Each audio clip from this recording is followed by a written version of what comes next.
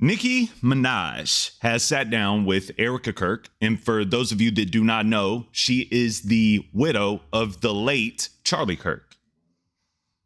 If you don't know what happened with Charlie Kirk, you've been living under a rock, and I don't know what you're doing watching this video. But it's leaving a lot of people baffled.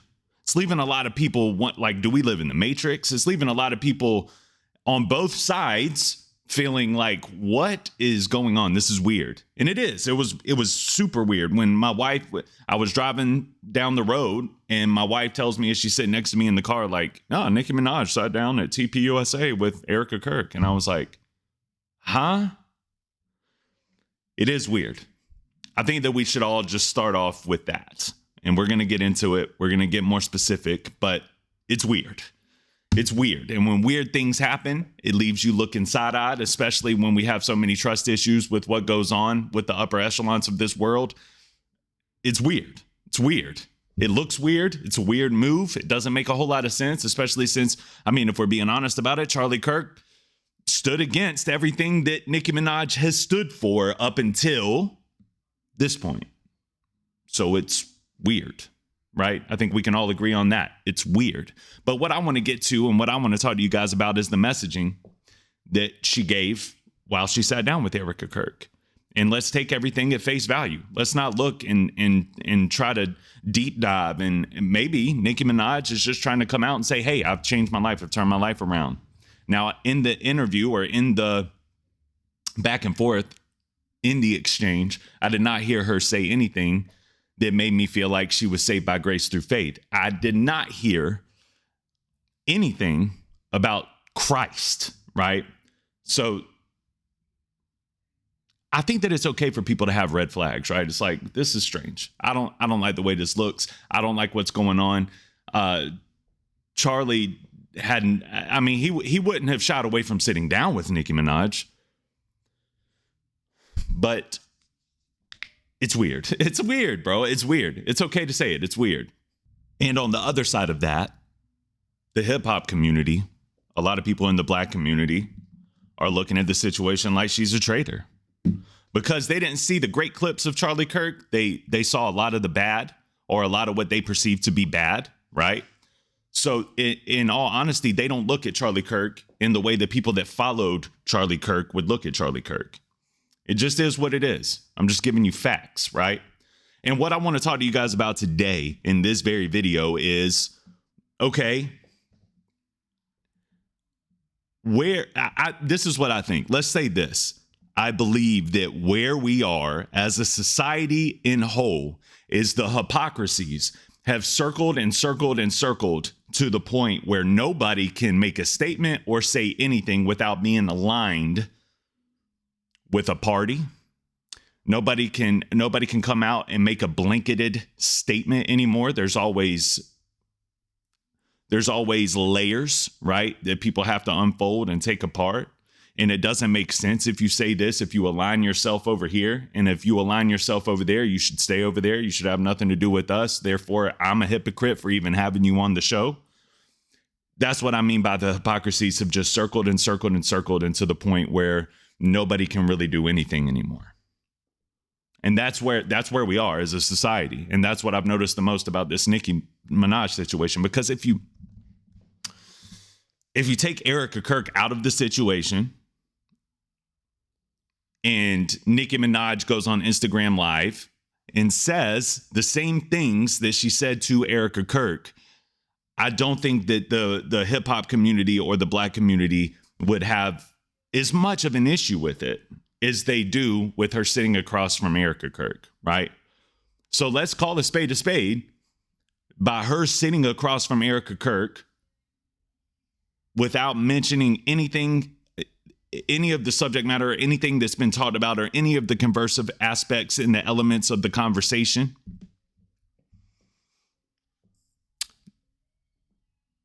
They look at it as betrayal. And what we need to do is we need to start asking ourselves why. Instead of just assuming, like there was one part in there specifically where Nicki was talking about, we're going to get to a little bit of it, but one part where Nicki specifically was saying, like, we don't need to tear white girls down to make black girls feel special. That is a sentiment that is echoed by a lot of people across our country. Why? Why do people feel like that? I've never looked at it that way, personally. I've never felt like my white girls aren't going to feel beautiful because, you know, we're trying to, there's this, I don't even know what to call it. There's this movement basically of like, we need to make sure that these black girls feel special and beautiful. I don't think that that takes anything away from my girls personally, right? I don't feel like my girls don't feel attacked. I don't feel like my girls are attacked. That's just me. So I'm looking at the situation. Why would you feel that way? And for Nicki Minaj to come on to TPUSA and say that in front of Erika Kirk, I feel like, why did she feel the need to say that? How out of touch with reality are these people really? But most importantly, is this a new leaf? Has Nicki Minaj turned a new leaf? And is she now living the Christian lifestyle, living her life by biblical morale? And if that's the case, that's great. I applaud it. But I also want to say that I have a little bit of PTSD from people of her stature going into this realm because of Kanye West.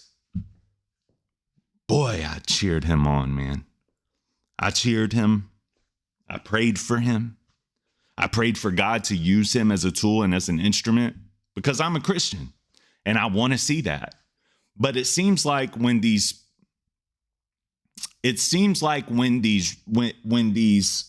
entertainers turn their life over to Jesus, it's always in the midst of a mess, which I guess that's when I turned my life over to Jesus too. It was a mess. My life was a mess. It was a pile of mess.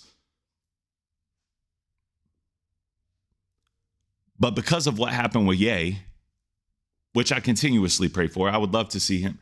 I do cheer it on. Don't get me wrong. But I also don't like to be made a fool of. So with her not mentioning Christ in this back and forth with Erika Kirk, which I feel like Charlie might have pushed her on. Hey, well, tell me about Jesus. It leaves me wondering, what is this? What is this? Because this seems like more of a mess. So let's get into it. Let's go over this right here. So going along that thread, can you tell us about your relationship with God? Because I think a lot of us want to hear. Sure. Well, my relationship with God started, when I was a toddler in Trinidad.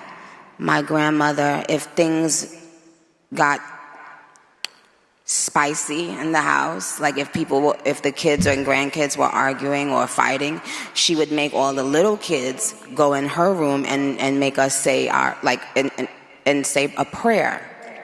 So later on in my life, not much later, when I was like 10, 11, 12, I started going to church in New York. And it changed everything. It changed my life for the better because I was going every week. I was hearing the word of God be preached. And then I was going home and I was applying it to my life. Even as a little girl, I learned how to pray very early. I want to touch on this a little bit. When she talks about applying what she learned in church to her life, we talk about this all the time on my channel about how the biblical methods in the code and the construct of God's word and his way of living benefits you and blesses you. And even if you're not a Christian, you can't take that aspect of it away, right? So I think that's good, but we're missing a cemented piece here, and it's about Jesus. That's why I would have asked her, what is your relationship with Jesus?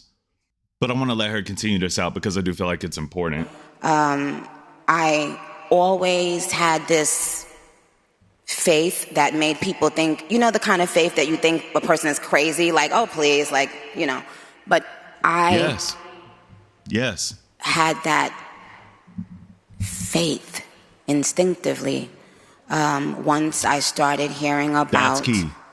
I do like that word instinctively here, because it is instinctive. If you're saved by grace through faith, your faith is it's instinctive. It's an instinct. It's called the Holy Spirit. So I do think that that's important. I just wish that she would have shed a little bit of light on Jesus in these moments, because that's what separates the Christian faith from other faiths. It's, you know what I mean? It's important. It's important to double down, triple down, quadruple down on your love for Christ in these situations specifically, because that would have helped.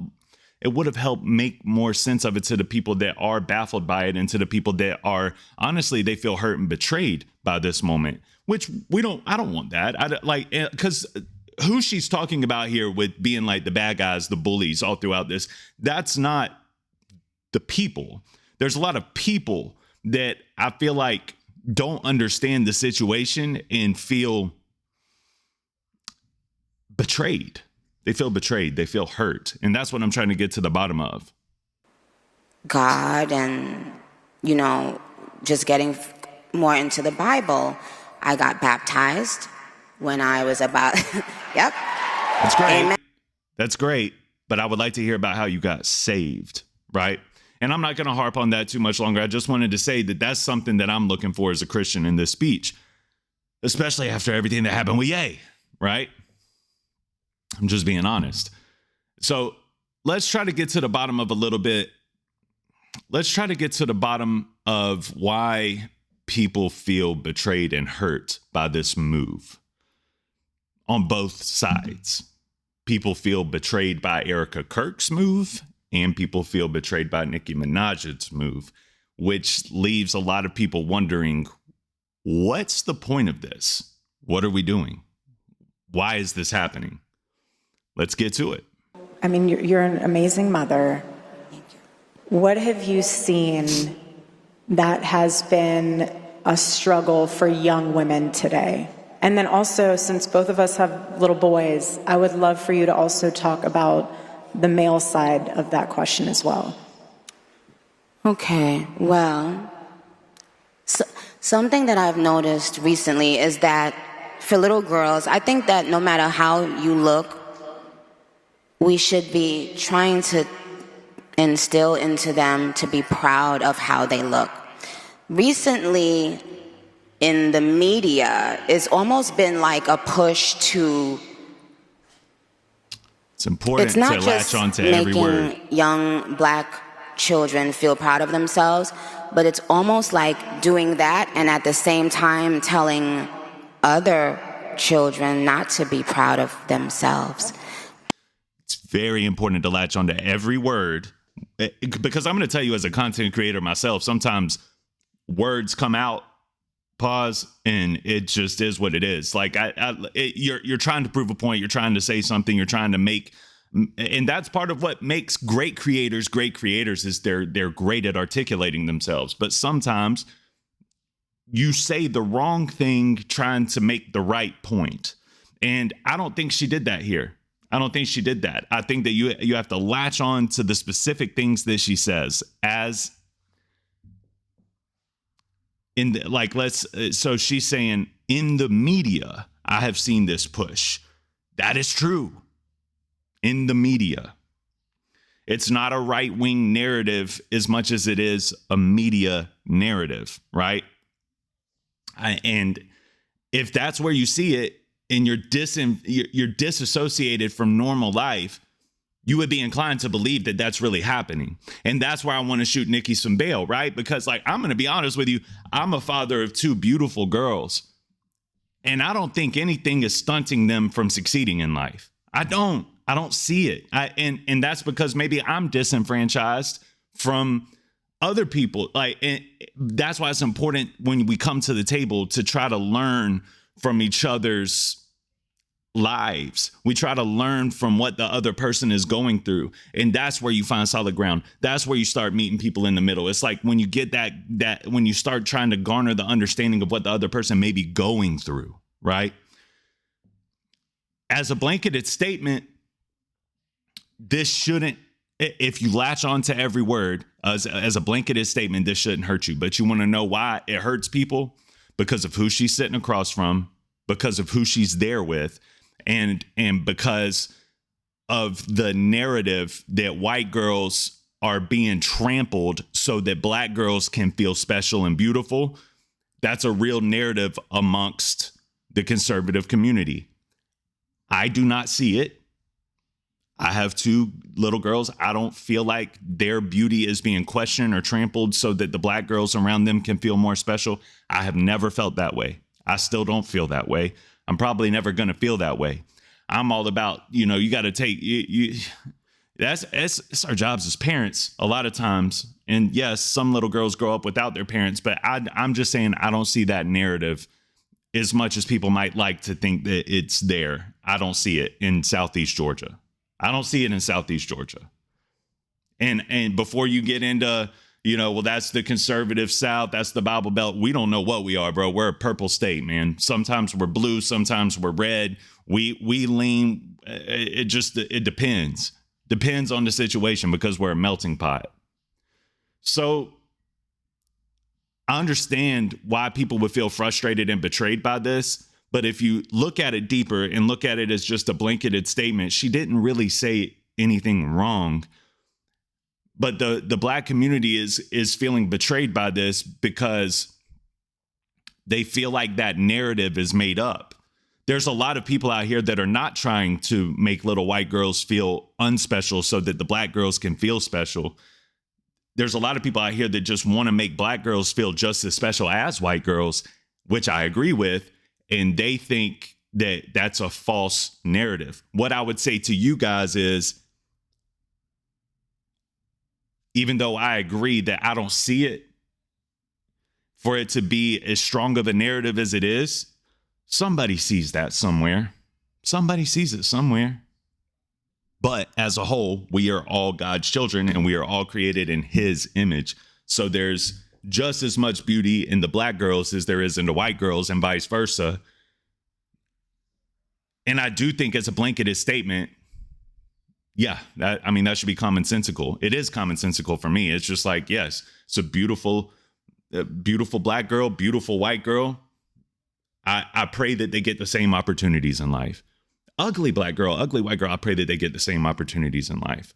I think we all agree on that at the table, right? It's once we leave the table and we start getting involved in these side mission conversations where we start losing focus on what's real and what's fraudulent.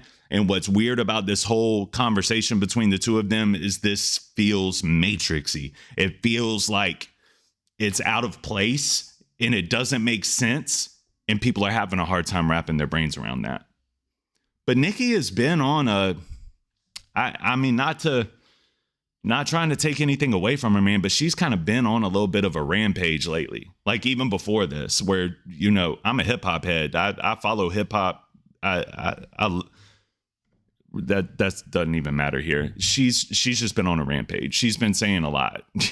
You know what I mean? Going in these back and forths with Cardi B. And a lot of people are saying like Nicki is doing this because, I'm going to say this and then we can start wrapping this up. A lot of people are saying that Nicki is doing this and that she made this move because her career is failing. Her career is not failing, bro. The last album that she put out, she sold like 250,000, 200,000, something like that plus in its first week. And then she went on a global tour and sold that bad boy out. Her career is not failing. I think where a lot of people are having issues with this as well is that they feel like part of her biggest, one of the strong points of her fan base has always been the LBTV community. And they feel like this is a betrayal to them. I don't see it as that. I think that it's important to take conversation and communication and statements at face value. And what she said, if you watch this entire interview, I don't think that she said anything out of the way other than there's points where you can tell that she's just kind of disassociated from reality, but all of them are. So is Erika Kirk, and so is like these are famous people that deal with real fame, and they don't see They don't see the hand-to-hand, face-to-face movement that goes on in regular life that we all deal with, right? So I think that it's important to recognize that, to quit worshiping celebrities and to quit putting your faith into these celebrities. This shouldn't have been as big of a deal as it is, but they also knew with this coming together that it would be a major deal. I also understand why people on the right side of this are frustrated, because they feel like this is tarnishing Charlie's legacy by having her even on the show. But I think that Charlie would have had a conversation with her. I think he would have been more than willing to have a conversation with her. And I think that, he would find forgiveness and not even that she needs to be forgiven by him, but I think that he would just find a place in his heart to try to move on, right? Because that was his bag. A lot of people think that he was just out here, taking craps on people and trying to punch down on people. That's not what he did, man. He would be vicious with his words, but he would always try to rope it into a place where you could grow from. And that's important when we talk about Charlie and we talk about his legacy. And I don't want to see his legacy get diminished, right? So I'm there with y'all. But I also understand why the hip hop and the Black community feels betrayed by why Nicki would go to sit there. My point to that side is y'all need to take things at face value. Listen to the words that she says and hang on to every word that she says. And I feel like, you might have a little bit more grace in your heart, because she's not necessarily saying anything wrong or against anybody outside of the media, Gavin Newsom, and a lot of people on the left that do have a weird agenda. So I don't know, man. If Nicki has been saved by grace through faith, I hope that she comes out and she makes a real face value statement. I'm saved by Jesus. My life has turned.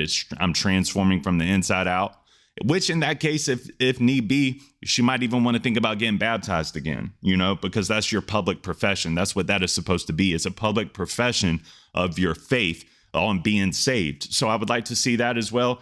And I pray for it. I would love to see more and more people get acclimated with Christ. I think that that's beautiful. I think it's amazing. I don't think that that's what this was. And I'm still on the side of this was a weird moment. It is matrixy, right? But I guess y'all want to talk about the word fatigue. You know what I'm fatigued by is everybody going against one another because of a couple of things, when I still feel like, call it a cop out, call it a sellout, whatever.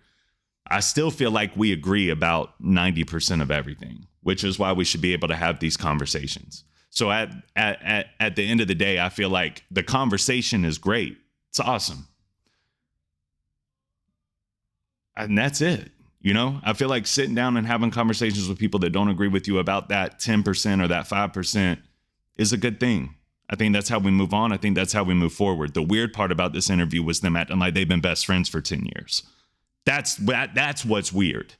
So anyway, man, I hope you guys enjoy. If you enjoy content like this, please make sure you hit that like button and that subscribe button. This is a new channel for me. So I appreciate all the love that I can get, all the comments I can get. And I will see y'all on the next one. All right. Peace.